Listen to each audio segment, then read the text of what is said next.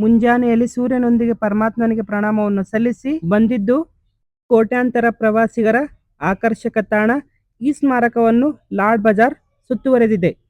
ಇವತ್ತು ನಮ್ಮ ಭೇಟಿ ಜಗತ್ತಿನ ಅತ್ಯಂತ ಫೇಮಸ್ ಟೂರಿಸಂ ಪ್ಲೇಸ್ ಚಾರ್ಮಿನಾರ್. ನನ್ನ ವಾಹಿನಿಗೆ ಪ್ರೀತಿಯ ಸ್ವಾಗತ. ಇದುವರೆಗೆ ಚಾರ್ಮಿನಾರ್ಗೆ ಊಹಿಸಲು ಆಗದಷ್ಟು ಪ್ರವಾಸಿಗರು ಭೇಟಿ ನೀಡಿದ್ದಾರೆ. ನೋಡಲು ತುಂಬಾ ಆಕರ್ಷಕ ಮತ್ತು ಅದ್ಭುತ. ಸ್ವಲ್ಪ ಚಾರ್ಮಿನಾರ್ ಬಗ್ಗೆನೂ ಮೆಲುಕು ಹಾಕೋಣ. ಇದರ ಇತಿಹಾಸ ಏನು ಅಂತ ತಿಳಿದುಕೊಳ್ಳೋಣ. ನಡೀರಿ ಮುಂದೆ ಹೋಗೋಣ. ನೀವು ನನ್ನ ವಾಹಿನಿಯನ್ನು ಬೆಂಬಲಿಸಿ ಸಬ್ಸ್ಕ್ರೈಬ್ ಮಾಡ್ಕೊಳ್ಳಿ. ಭಾರತದ ಪುರಾತನ ಸ್ಮಾರಕಗಳಲ್ಲಿ ಇದೊಂದು ಸ್ಮಾರಕವಾಗಿದೆ. ಯುನೆಸ್ಕೋ ಈ ಸ್ಮಾರಕವನ್ನು ಕೂಡ ತನ್ನ ತಾತ್ಕಾಲಿಕ ಪಟ್ಟಿಯಲ್ಲಿ ಸೇರಿಸಿಕೊಂಡಿದೆ. ಸ್ವಲ್ಪ ದಿನಗಳ ಕಾಲ ಇಲ್ಲಿ ಮೇಲೆ ಹೋಗಲು ತಡೆ ಹಿಡಿಯಲಾಗಿತ್ತು. ಆದ್ರೆ ಇವಾಗ ಮೇಲೆ ಹೋಗಲು ಬಿಡ್ತಾ ಇದ್ದಾರೆ. ಮೇಲ್ಗಡೆ ಹೋಗೋಣ, ನಡೀರಿ ಗೆಳೆಯರೆ. ಚಾರ್ಮಿನಾರ್ನ ಮಧ್ಯದ ನೋಟ. ಈ ವಾಸ್ತುಶಿಲ್ಪ 146 ಫೀಟ್ ಎತ್ತರದ ಸ್ಮಾರಕ ಕಟ್ಟಿರುವ ತಂತ್ರಜ್ಞಾನ, ಅವರ ಚತುರತೆ, ನೀಲಿ ನಕ್ಷೆಯ ಬಗ್ಗೆ ನಿಖರತೆ ಇಲ್ಲ. ಇದರ ಚರಿತ್ರೆ ನೋಡ್ತಾ ಹೋದ್ರೆ ಇದು 30 ಫೀಟ್ ಬುನಾದಿಯನ್ನು ಹೊಂದಿದೆ ಅಂತೆ. ಸ್ಮಾರಕದ ಪ್ರಸ್ತುತ ಪಾಲಕರಾಗಿರುವ ಭಾರತೀಯ ಪುರಾತತ್ವ ಸಮೀಕ್ಷೆ ASI ಇದನ್ನು ನೋಡಿಕೊಂಡು ಬರ್ತಾ ಇದೆ. ಮೇಲೆ ಹೋಗಲು ಸಣ್ಣ ದಾರಿ. ಮೇಲಿನ ಮಹಡಿಯನ್ನು ತಲುಪಲು ಒಟ್ಟು 149 ಅಂಕುಡೊಂಕಾದ ಮೆಟ್ಟಿಲುಗಳು ಮೇಲೆ ಹೋಗಲು ಸಹಾಯಕವಾಗಿವೆ.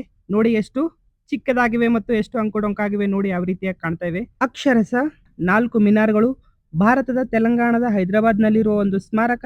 1591ರಲ್ಲಿ ನಿರ್ಮಿಸಲಾದ ಈ ಹೆಗ್ಗುರುತು ಹೈದರಾಬಾದ್ನ ಸಂಕೇತವಾಗಿದೆ.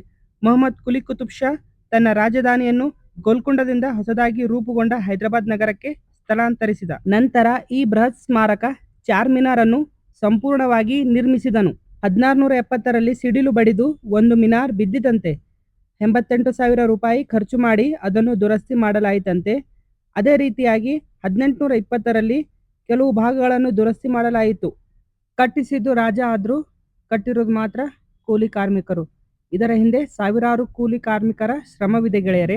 ಚಾರ್ಮಿನಾರ್ ಒಂದು ಚೌಕಾಕಾರದ ರಚನೆಯಾಗಿದ್ದು 4 ಬದಿಗಳಲ್ಲಿ ಪ್ರತಿಯೊಂದು 4 ಭವ್ಯ ಕಮಾನುಗಳಲ್ಲಿ ಒಂದೊಂದು ಹೊಂದಿದೆ.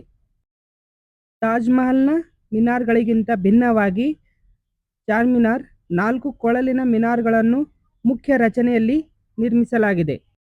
ಚಾರ್ಮಿನಾರ್ನ ರಚನೆಯು ಗ್ರಾನೈಟ್, ಸುಣ್ಣದ ಕಲ್ಲು, ಗಾರೆ ಮತ್ತು ಪುಡಿಮಾಡಿದ ಅಮೃತ ಶಿಲೆಗಳಿಂದ ಮಾಡಲ್ಪಟ್ಟಿದೆ.